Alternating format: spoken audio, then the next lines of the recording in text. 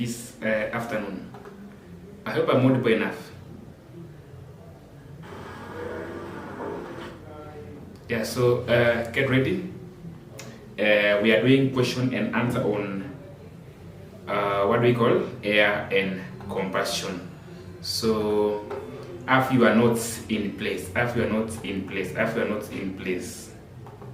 Have your notes in place. Put your notes in place. Get ready. I can see some of you already in class. Kelly, how are you, Anne?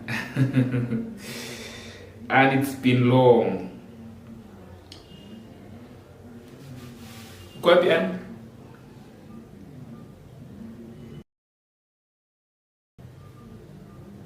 And where are you? Yeah, we are doing what we call air and combustion, question and answer. Mine is to ask questions. Students are the ones to answer questions. For today, and you will be a student. For the next few hours, you will be my student. Yeah, so yeah, I'm inviting some guys here to join our lesson so that we can proceed together. I can see some of you are already in class. Thank you for that. We have two categories of students. Kuna wale wako kwa Google Meet, kuna wale wako kwa YouTube. All in all, you are students. So you allow me to keep on inviting the others. Me from nitaenda kuuliza maswali za air and combustion. Kasi yako ni those who can hear me, am I loud and clear? And please do so. Well, thank you for wishing me a nice session, Madam Monkeli. Sawa kabisa. So now we can proceed with the lesson. Are you ready to get the questions? Those who are in and are doing chemistry, but I'm told chemistry is a must. Almost in the old schools in Kenya, chemistry inakwanga the must. Kuna watu wengine chem ingekuwa optional wange drop, but no, that's not you. That's not you. So can someone comment yes so that we can start? Juliet, we want to start right now together with Timothy. We want to with your notes and questions. I will be asking kasi yenu nikujibu tu fasta kidogo na tuende mbio kidogo. Air and combustion. First of all, I want to start by asking, what are the components of air? What are the components of air? And in those components of air, which ones are variable? Of air, I want us to list the components of air. After listing the components of air, which are not constant, which are variable. Yes. Ndaka tuanzie hapo.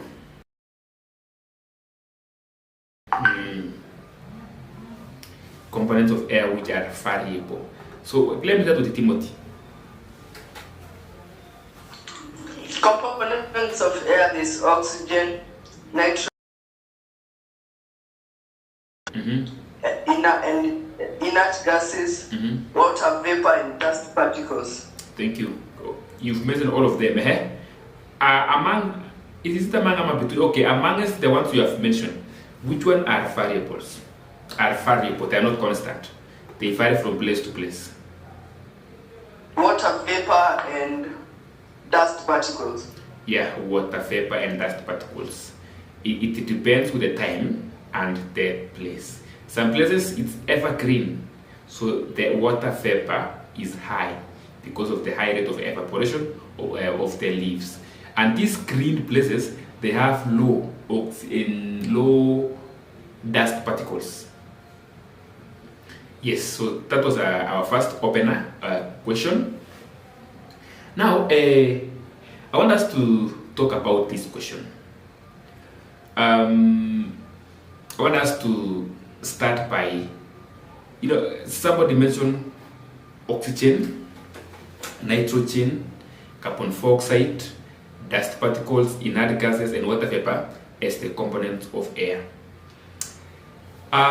There are some which are highly useful than others. For example, nitrogen and oxygen, they are highly useful compared to the others. Now, what do we call the process of obtaining nitrogen from air? What do we call the name of the process of obtaining nitrogen from air? What do we call the name of the process of obtaining nitrogen from air? Good. Yes. While I'm gonna type, please can you type faster kidogo? Those who are typing, type faster kidogo. What do we call the name of the process of obtaining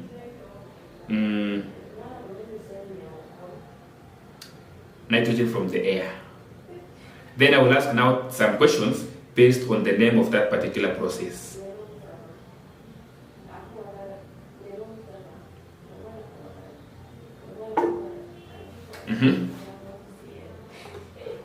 Fractional distillation of liquefied air. Yes, it is called fractional distillation of the liquefied air. Now, listen here. I'm explaining the process, but in the process of explanation, I will be asking you questions. The name of the process of obtaining nitrogen from air is called fractional distillation of liquefied air. The air is first passed through electrostatic precipitator. The air is passed through electrostatic precipitator. What does electrostatic precipitator removes? What does electrostatic precipitator removes?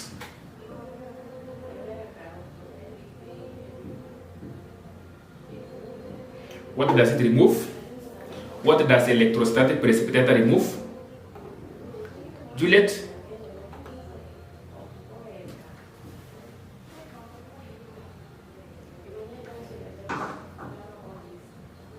Juliet?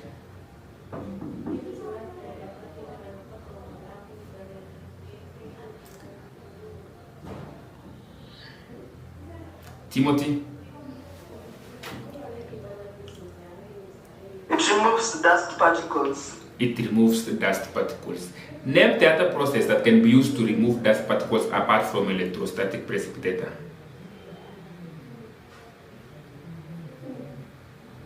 Juliet?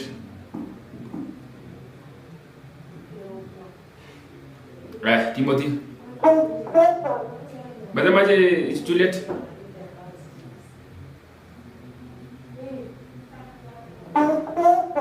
Yeah, the air can be filtered. Now, after that, the air, which is now free of dust particles, is passed through concentrated sodium hydroxide solution. It is passed through concentrated sodium hydroxide solution. Name the component of air that is removed by a concentrated sodium hydroxide solution. Well, you don't want to type. Yes, Timothy? Carbon dioxide. It removes carbon dioxide. Name the other component of air. Name the other substance apart from concentrated sodium hydroxide that can be used to remove carbon dioxide. Apart from sodium hydroxide solution concentrated, what is the other substance? Yes, Juliet.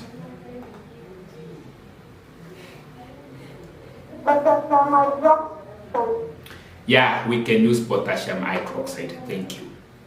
Now, the next stage is we want to remove water vapor. How do we remove water vapor from? How do we remove water vapor from the air? How do we remove water vapor from the air?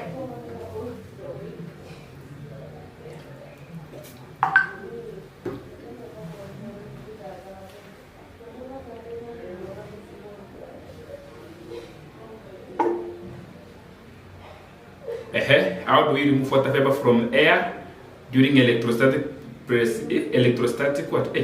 No. During this liquefaction of air. Juliet?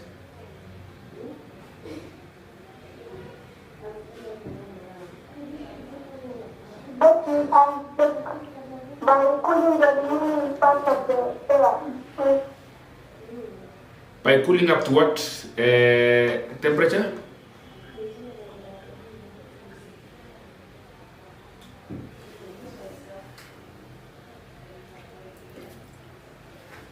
You just said cooling. Can you mention the temperature in which we are supposed to cool this part of air so that the water vapor can be removed?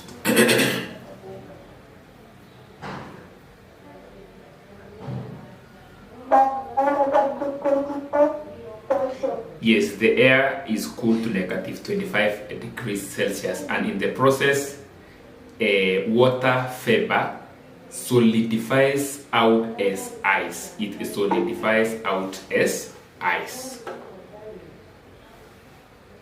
It solidifies out as ice. Gonna swallow it, Juliet.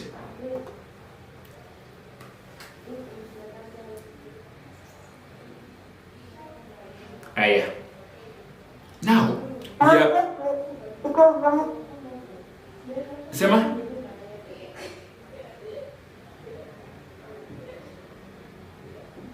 Unasemaje?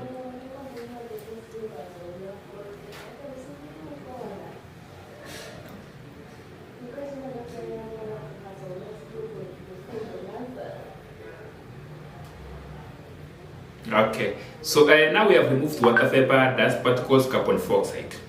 The next one is oxygen. How do we remove oxygen from or as a component of it? How do we remove oxygen? And by the way, there are two ways in which we can remove oxygen. Either we remove at the initial stage right now or later on. But I want us to see how do we remove oxygen in this process. Somebody?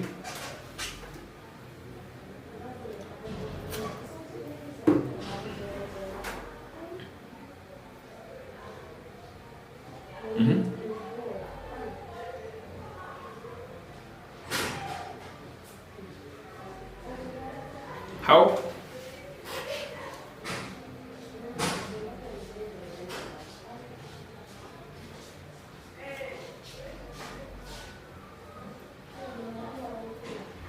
No one knows how to remove oxygen. Timothy.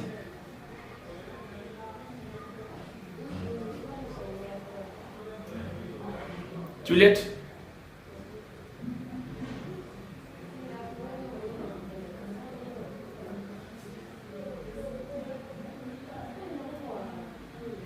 Oi. Timothy, are you sure you don't know?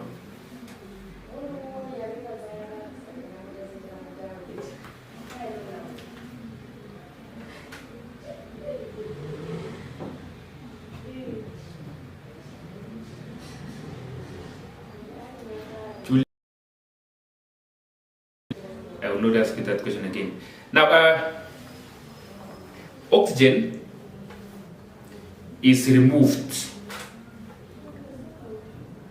by passing the air through a heated copper. The copper should be heated.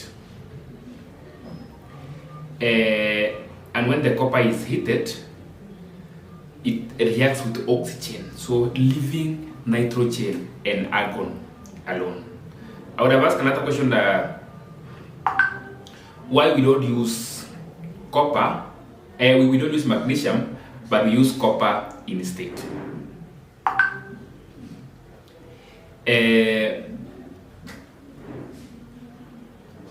but I know nobody will answer me, so let me answer it directly. If we use magnesium will react with both nitrogen and oxygen, so we only use copper because copper will react with only the oxygen. So that is the point, and that's what you need to get it very well. Now,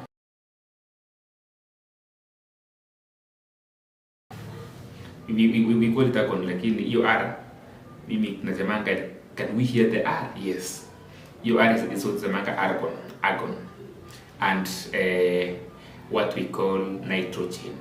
So these are gases, but before we carry out the last stage of fractional distillation, we need to convert them to liquid. How do we convert the mixture of the gases into liquid? That's a question that I'm asking. How do we convert the mixture? Just type. I'm accepting typing right now. And if 1 minute or 40 seconds elapses, I will know that hakuna mtu anajua, and I will answer it. So I'm just asking, how do we convert? How do we convert that mixture of air in to liquid? I'm assuming you are right now typing. I'm assuming you are right now typing. I'm assuming you are typing. Yes.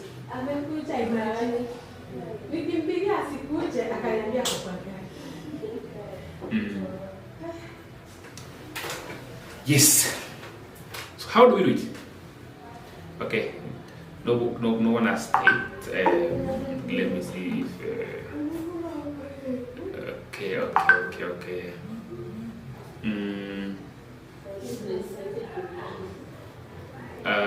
Timothy anasema by cooling it to negative 200 degrees Celsius, which is okay, no problem.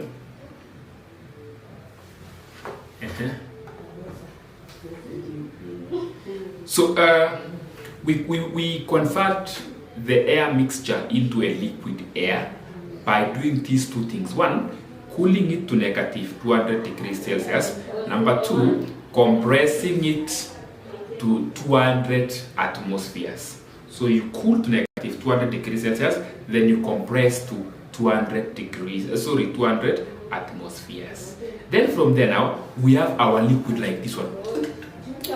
A mixture of argon and nitrogen. And if oxygen was not removed, it will be part of it. So there are three. Now, we carry out what we call fractional distillation. And in fractional distillation, we always remove, starting with the one having the lowest boiling point. So in our case, oxygen, argon, and nitrogen, which one has the lowest boiling point? Which one has the lowest boiling point?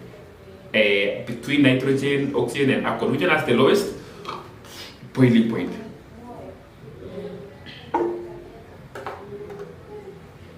Juliet?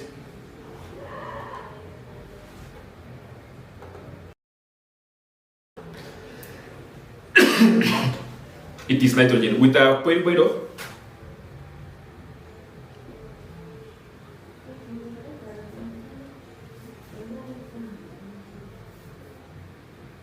what is the boiling point of nitrogen gas when it is in liquid state?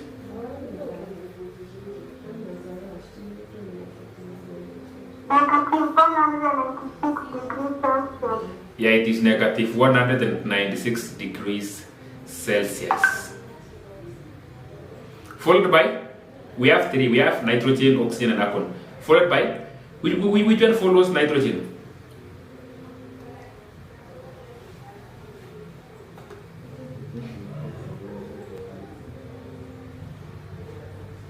Hey, do you can't hear me? What could be the problem?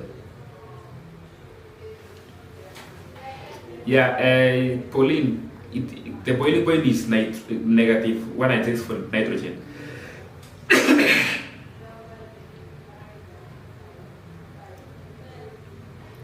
Ongeza volume ID. Now, I'm asking, what comes next after nitrogen? it is argon at negative 186. Then lastly, the oxygen at negative 183 degrees Celsius. Yes.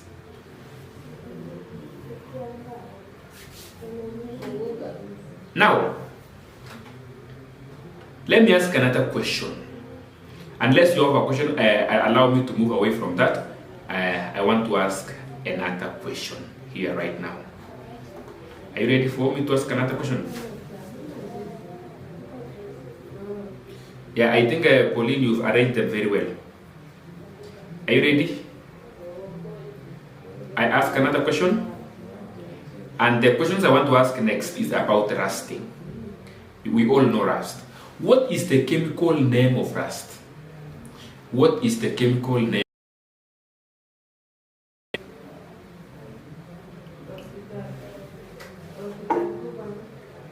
What is the chemical name of rust?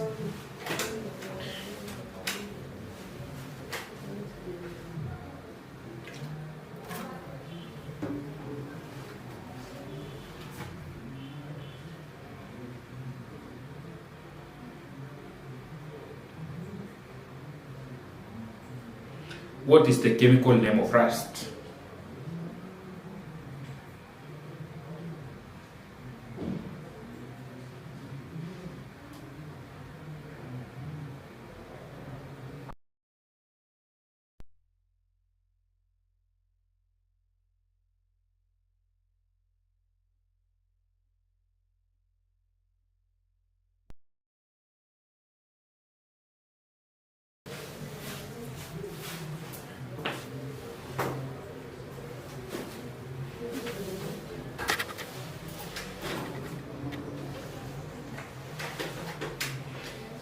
Yes, let me see what Kukul wanasema nini.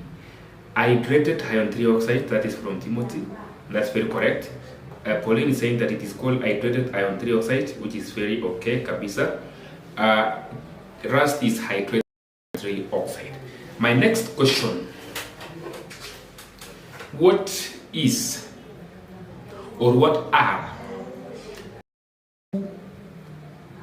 substances necessary for rusting to occur?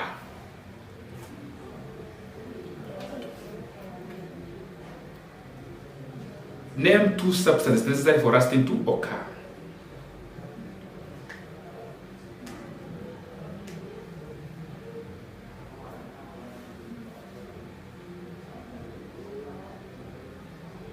Good. Just type very fast. Name 2 substances necessary for rusting to occur.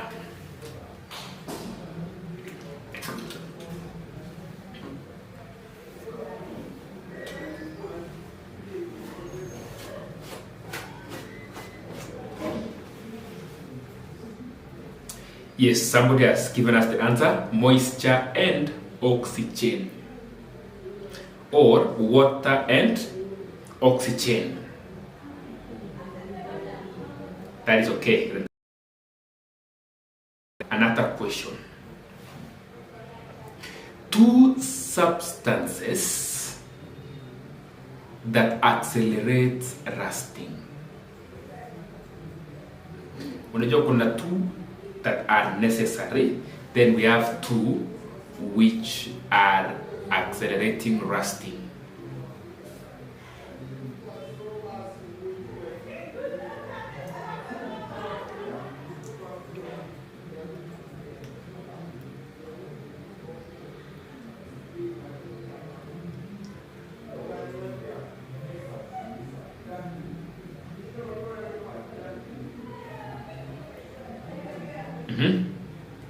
What are the 2 substances which accelerate rusting?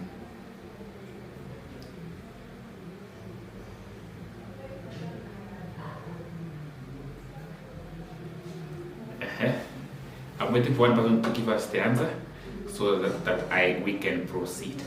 Timothy na Julia tumeamua mtajibu swali.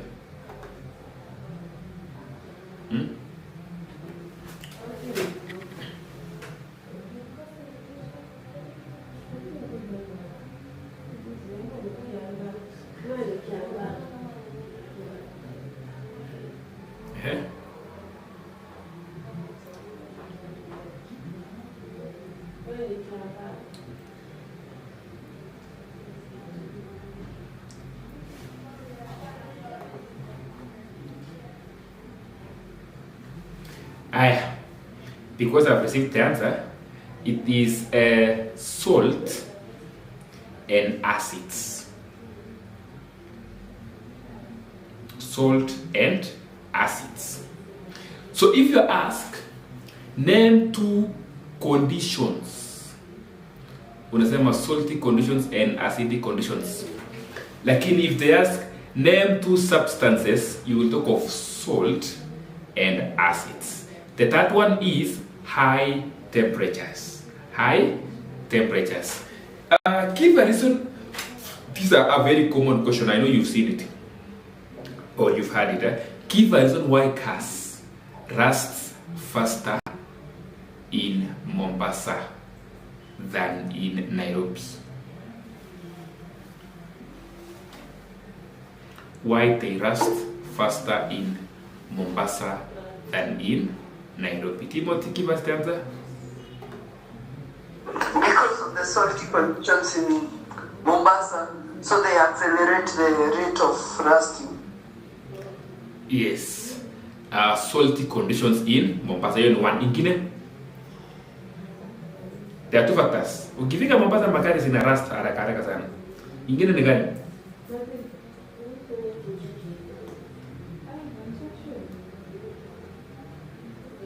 Apart from salty conditions in Mombasa, the other one?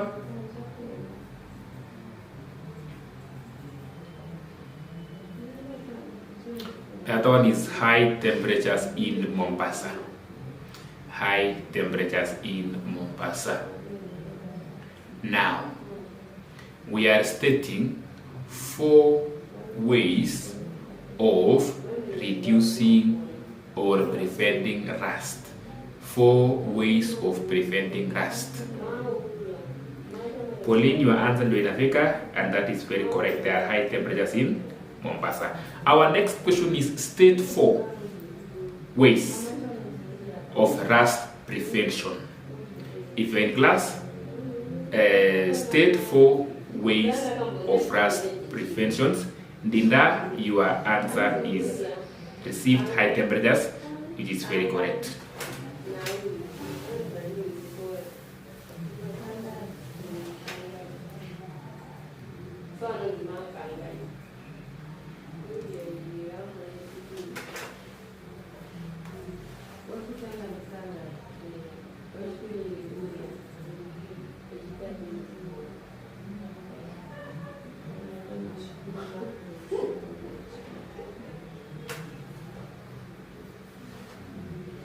Yes, I'm waiting for you. Kila mtu state yake moja tu. I know we cannot state the same thing. Just write one. We are 4 in class. Oh, okay, we are more than 4 in class. So, just state any way of rust prevention.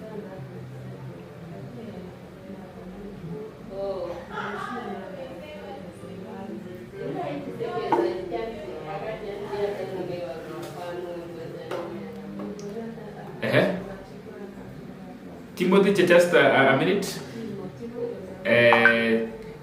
Timothy, just type there. Sitaki ndaga kwanza hao wengine wa type haraka haraka.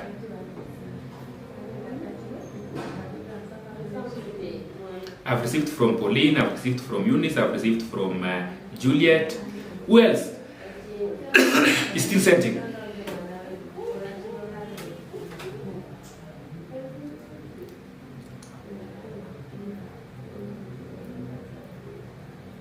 We have very many. I'm still giving a chance to one person mwenye anatuma yake.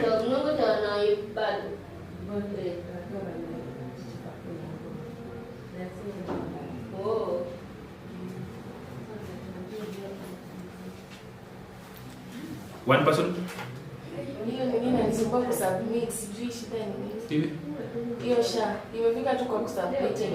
Ikasemaje? Inakuwa dormant. Nimemaliza particle dormant. Kuna kuja niangalie. Then after giving first ways of preventing rust, the next question is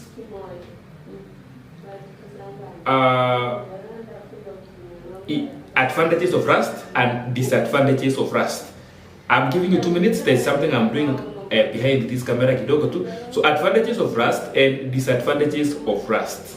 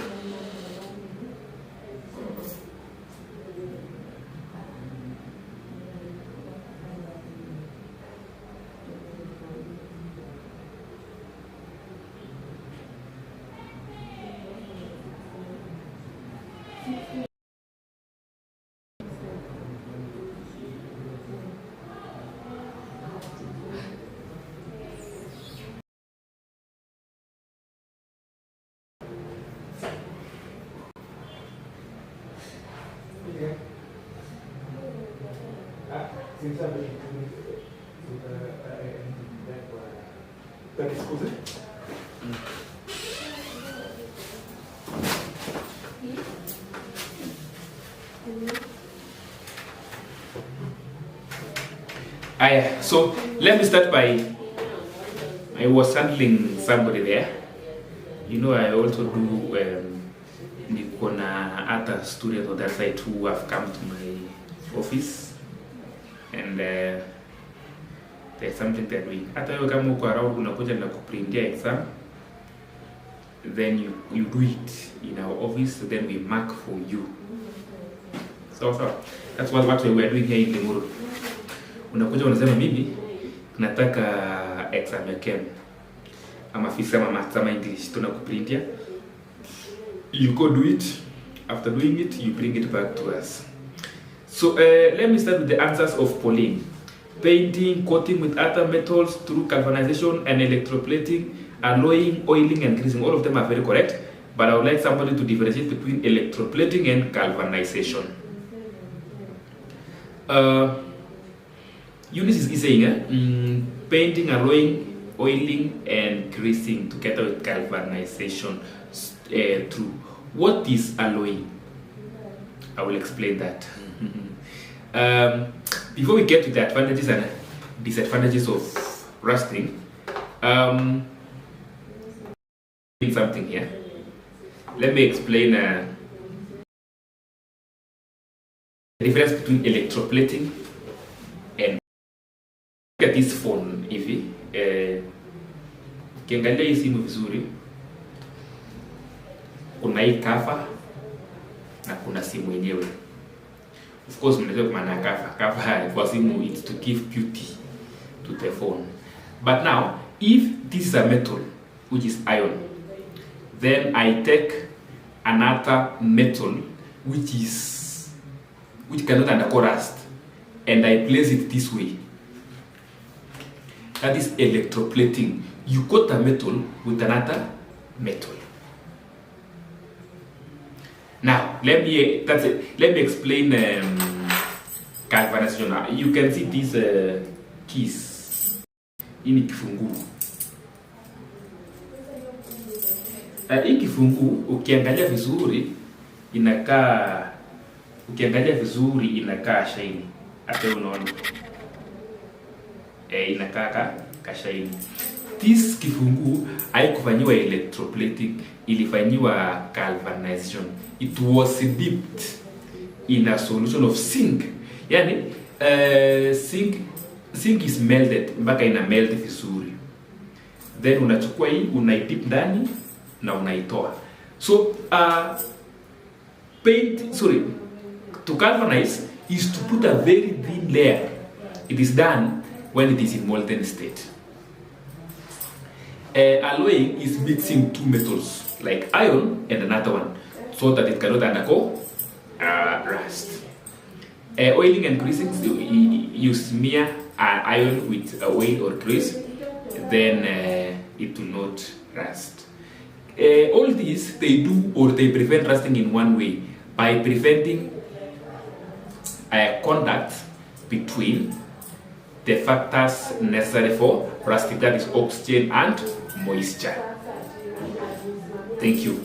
Advantages of rusting.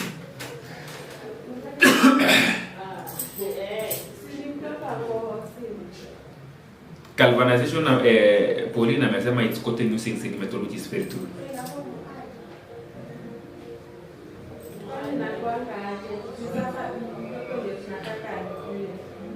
Now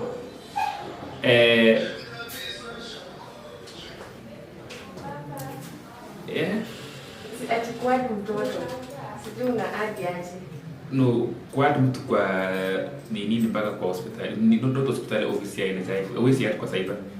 Cyber tu ni kuregister. Kuat mpaka aende kwa ofisi ya NHIF pale Njengi Plaza. Hawezi add kwa cyber sawa? Mimi nimeregister tu. Hiyo ni kuregister. Lakini kuat ni mpaka kwa ofisi ya NHIF.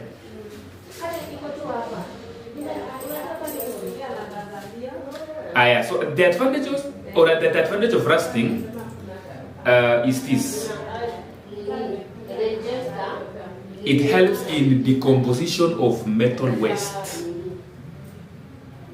Helps in decomposition of metal wastes. The one that Pauline is saying helps to get rid of scrap metals from the environment. Yes, it helps in decomposition of metal or metallic wastes. Menisikia? Number 2. Number 2, the political. It can either be true or not true.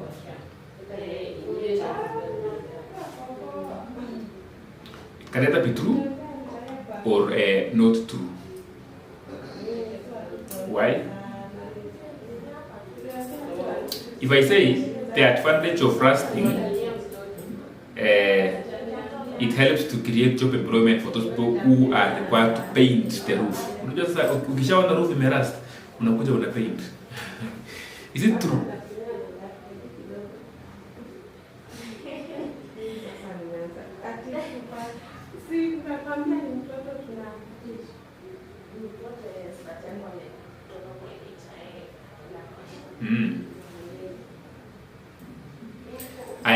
Disadvantages is they are very expensive. They are very expensive. Eunice Linda, sacrificial production is one of them.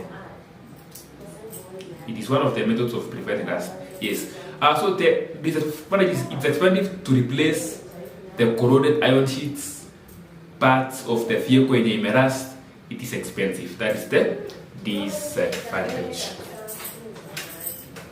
And I want to find it before we proceed with the questions.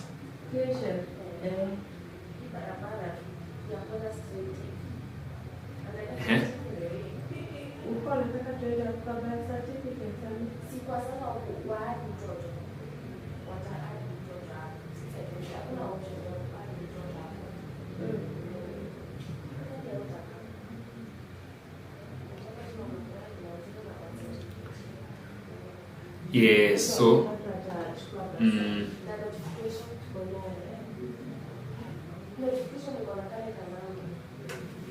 sawa.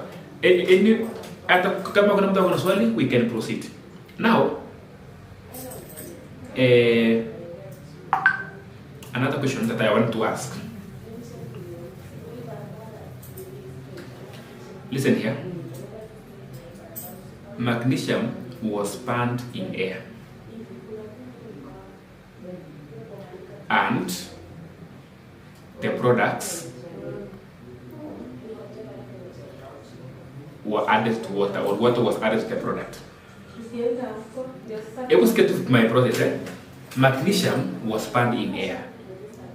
The products were added water, and it formed a solution.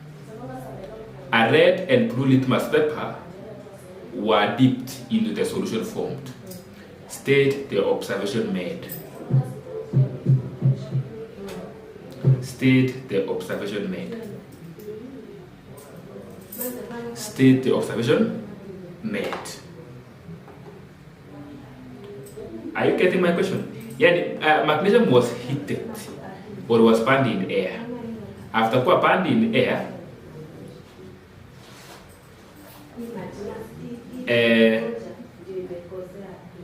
waka add maji kwa the products. After add maji,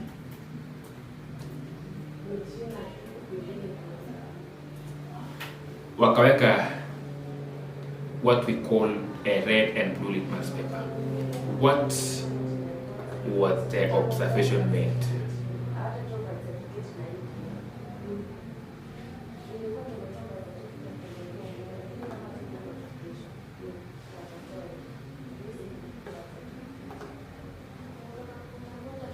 Yes, what was the observation made?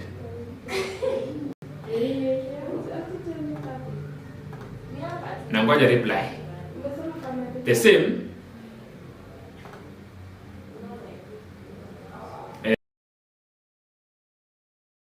Sulfur was burned in air.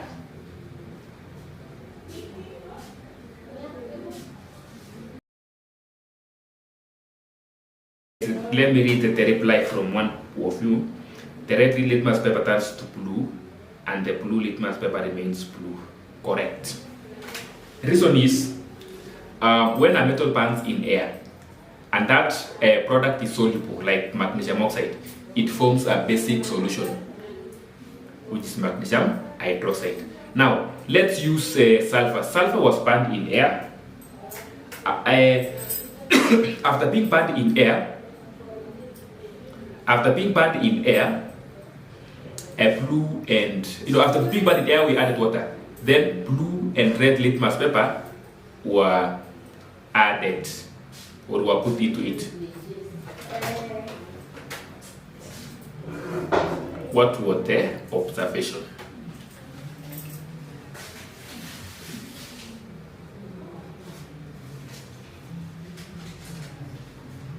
What was the observation?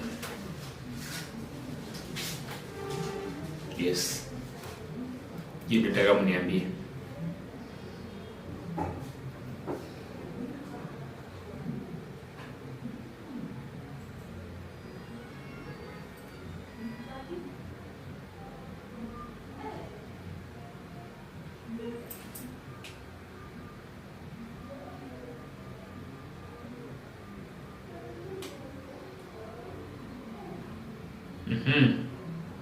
Kuna mtu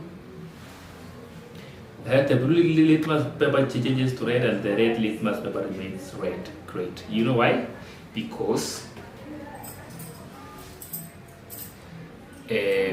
non-metals like sulfur, nitrogen, phosphorus and carbon, they burn in air to produce acidic substances.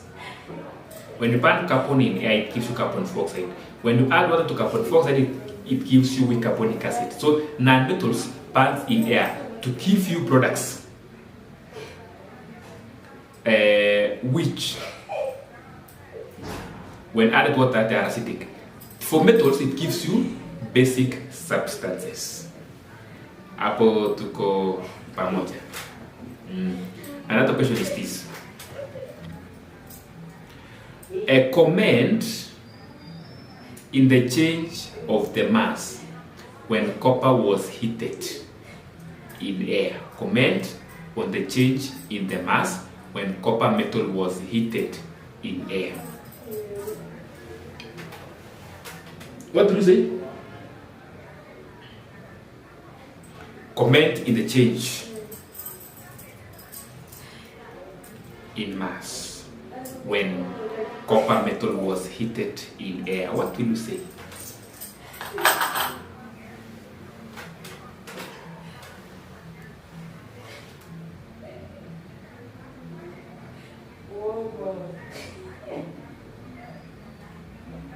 Na wangoja mniambie.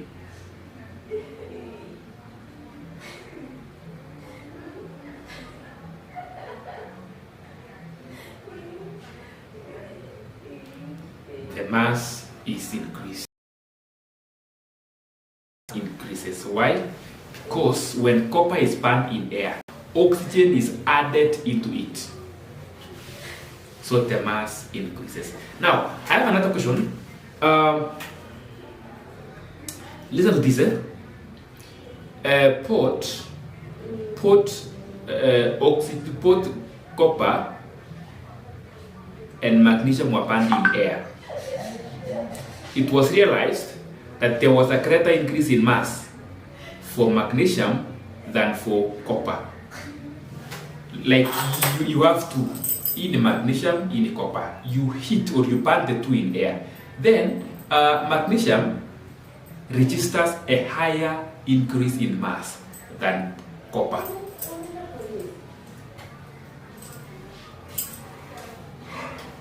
What could be the reason?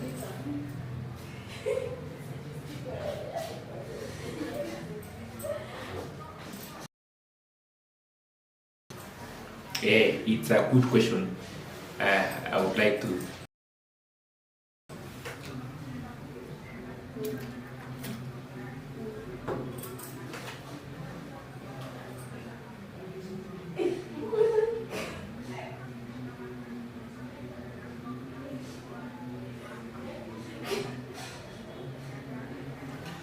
Eunice, I'm asking a simple question. Nasema hivi, you have 10 grams mass of copper and 10 grams mass of magnesium. The two of them are heated in air. Then it was realized that there was a greater increase in mass of magnesium than that one of copper. Explain.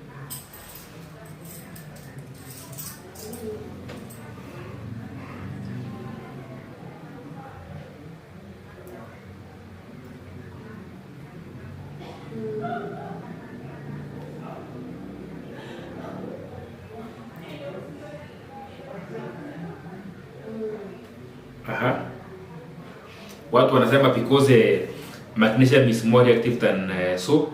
Your statement sio final. So because it's more reactive then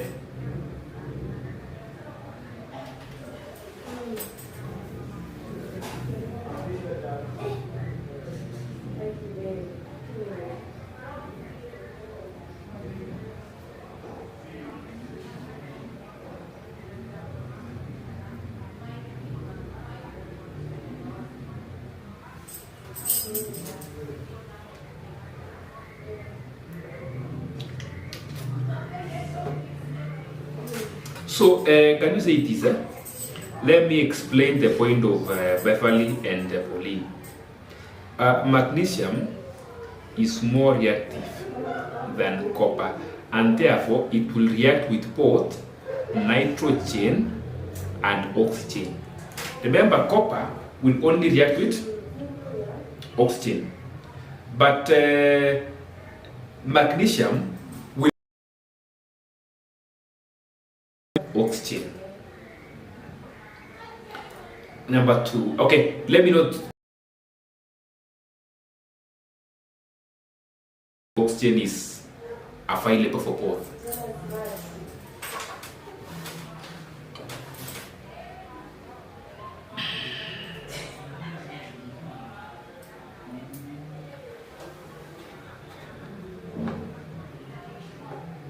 Are you together?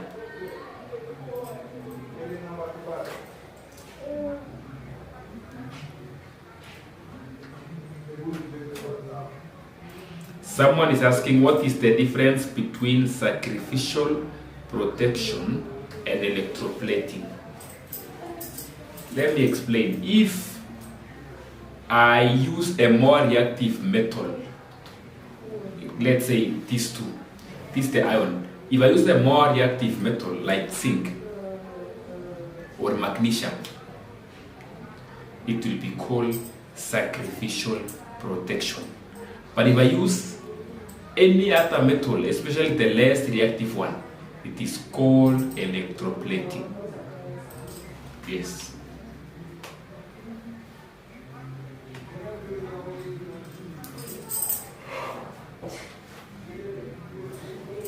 Digest that one very fast. We will proceed.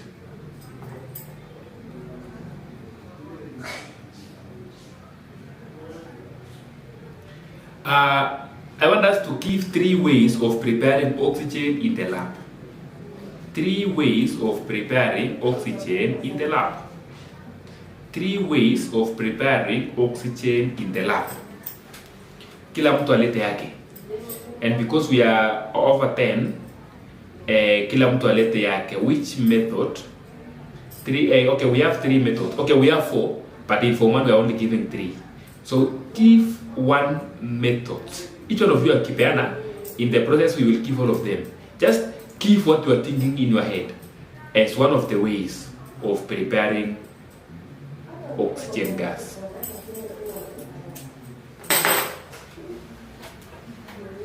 You ndio tutafanya for the next 4 minutes. Methods of oxygen preparation.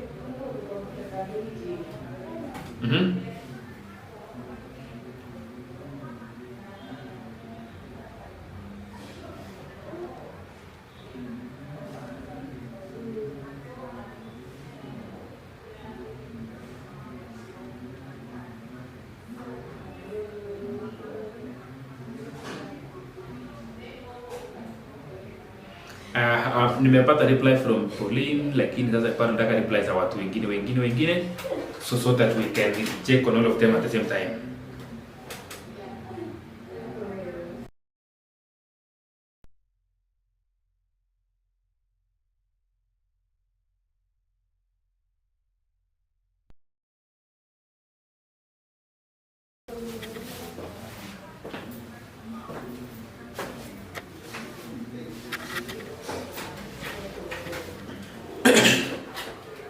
One minute remaining before we give.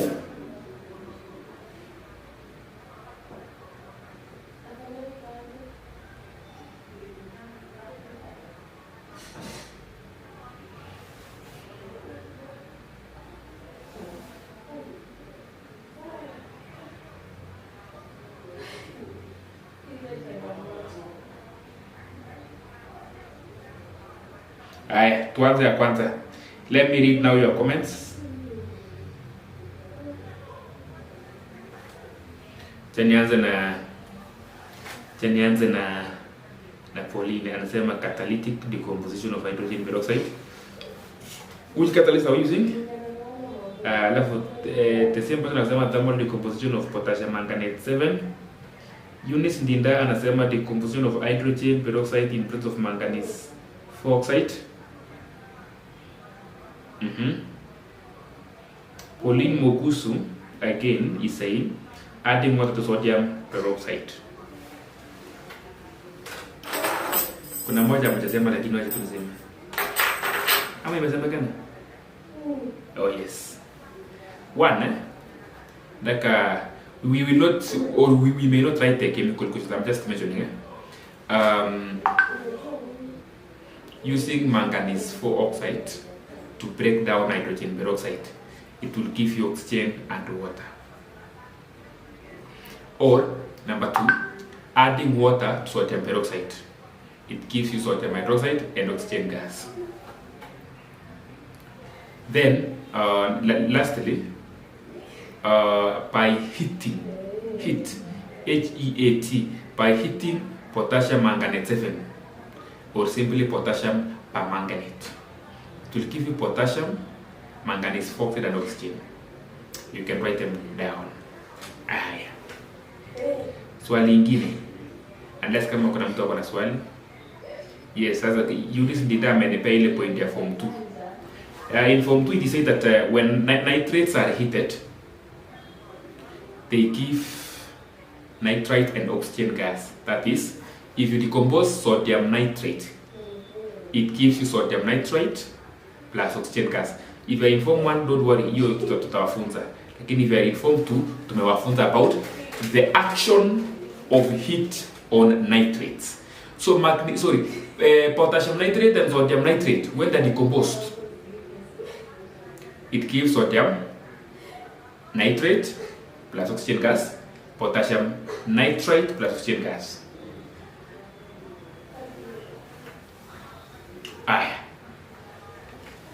Good. Now, time for me this answer to this question. Kuna swali nataka nikupatie. Testing for oxygen gas. Test for oxygen gas. Test for oxygen gas. Give a statement on how oxygen gas can be tested.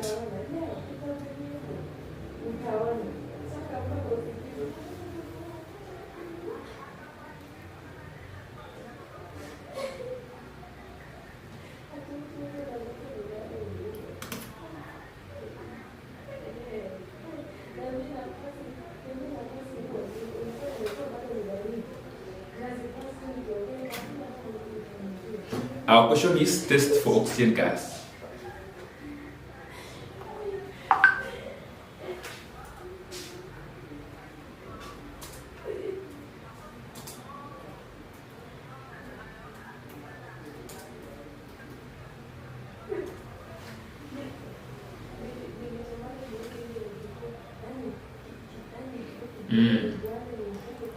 Test for oxygen gas.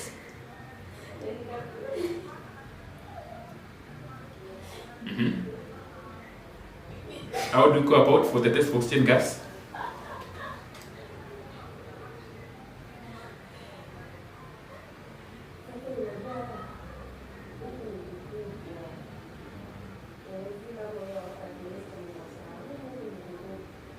Nimepata reply moja.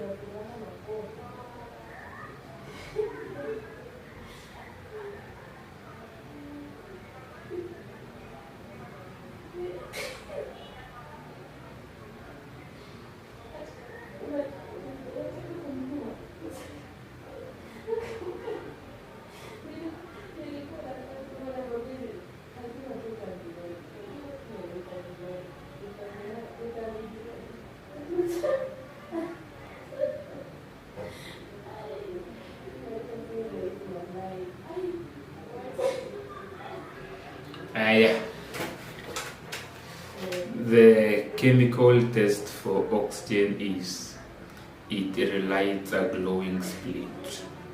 It relights a glowing split. Give me 5 physical properties of oxygen. Give me 5 physical properties of oxygen. 5 physical properties of oxygen. In this manner, the color 1, the smell 2, the density in relation to air 3,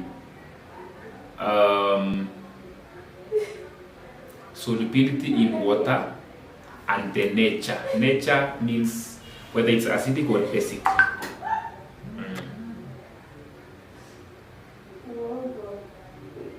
Thank you, Eunice. That's the correct way of testing for oxygen gas. Now we are on physical properties.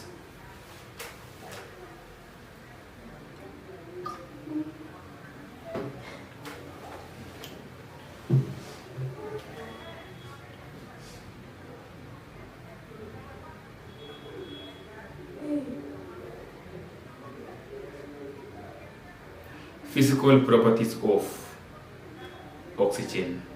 Then I will give one more question and we end there for today.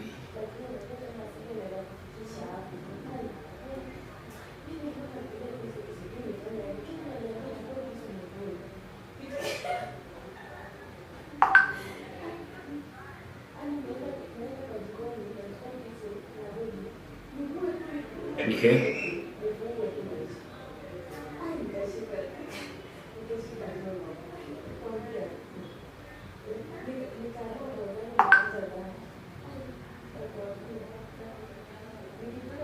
Abataki kuniambia Steph, oh, I know it's a long one, I know people are typing.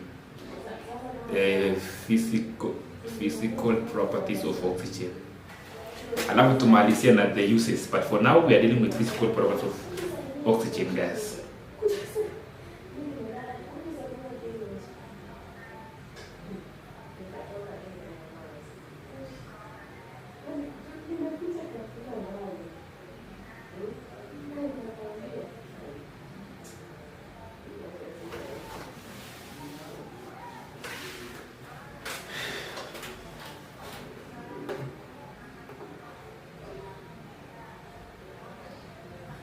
Timothy, type yours.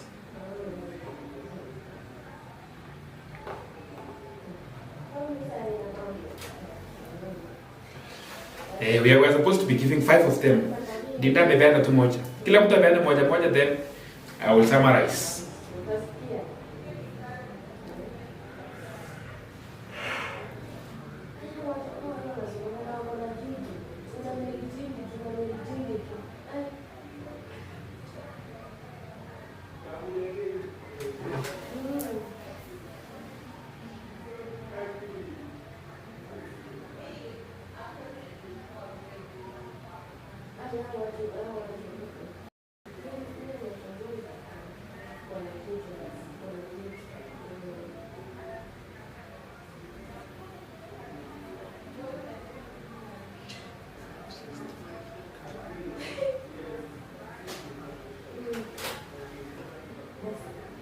One minute remaining.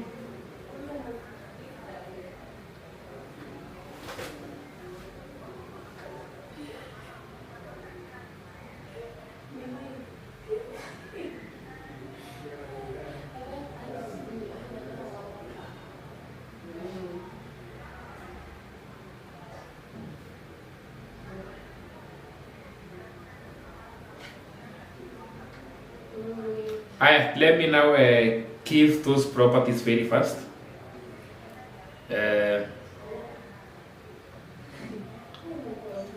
Number 1. What is the color of oxygen? It's colorless. All those when you mention colorless, you are very correct. What is the smell of oxygen? It is odorless, odorless, odorless. What is the density of oxygen?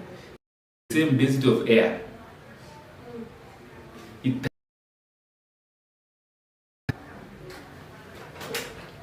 Are we together? It has the same density as that of air. What is the nature of the gas? It is a neutral. It's not acidic or basic. It is slightly soluble in air, meaning it is not soluble. Tumesahau kani? Sunweke kupagaria. Sindika moja tu. Sawa, tutashukuru. Alafu blow dry nitakutumia, tutaongea kesho.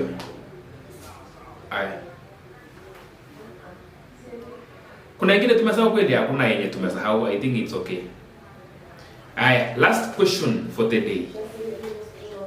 Uses. Did you use? Uses of oxygen. Uses of oxygen. There are very many. Kila mtu andike mbili moja tumalizie. Uses of oxygen.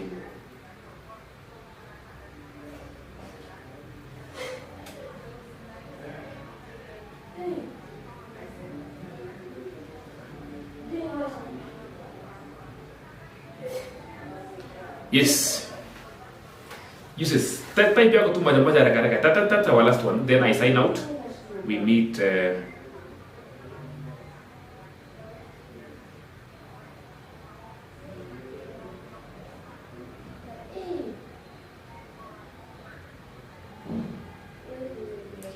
tomorrow. Uses of oxygen ni gani?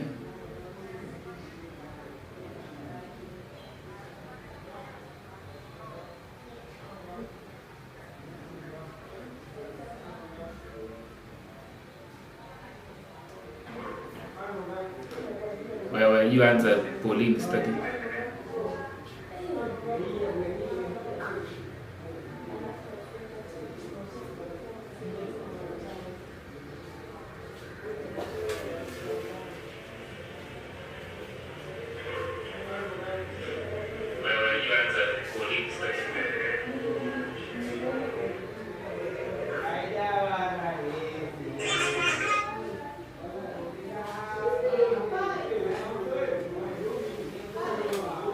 Yeah, we are just given the uses of oxygen, then that's where we will end today.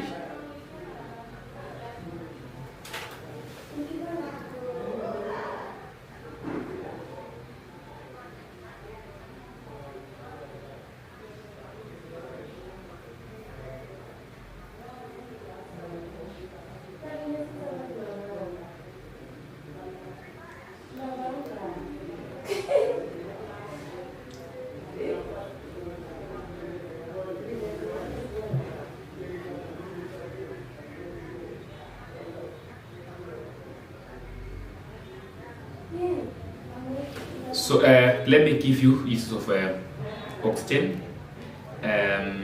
Pauline, I've received 2 answers.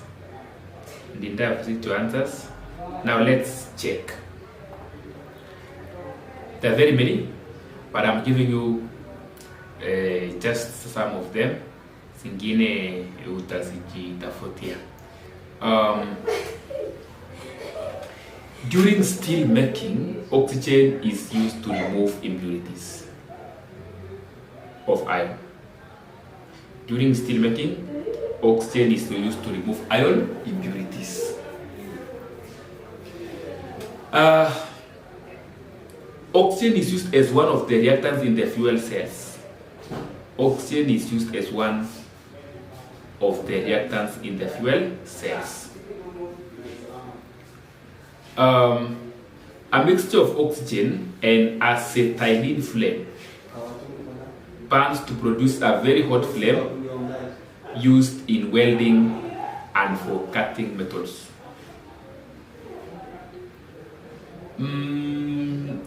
Oxygen is used in hospitals by patients with breathing difficulties.